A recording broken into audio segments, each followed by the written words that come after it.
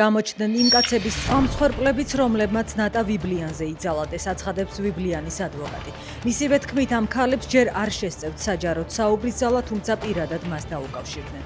ადვოკატის ცნობითვე, ერთ-ერთმა პირმა, რომელსაც ვიბლიანის სისტემატურ გაუპატიურებაში ადანაშაულებს, ის ცხენზე გამოაბადა 10-ია.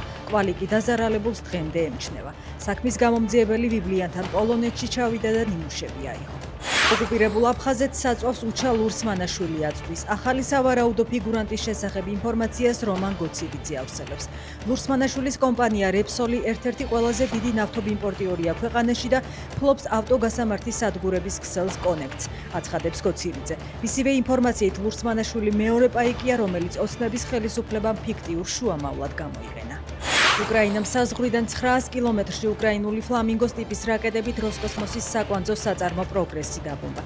ინფორმაცია ზელენსკიმ დაადასტურა. სამარაში მდებარე ობიექტი რაკეტების მართვის სისტემებს აწყობს. სამხედრო ექსპერტების შეფასებით რუსეთის სამხედრო სტრატეგიულმა პოტენციალმა მორიგი მძიმე დარტყმა მიიღო. ინდონეზიაში 7,7 მაგნიტუდის სიმძლავრის მიწისძვრას 40-მდე ადამიანი ემსხვერპლა. არიან დაშავებულებიც, დანგრეულია შენობები. მიწისქვეშა ბიძგები აღმოსავლეთ სანაპიროსთან დღეს დილით დაფიქსირდა.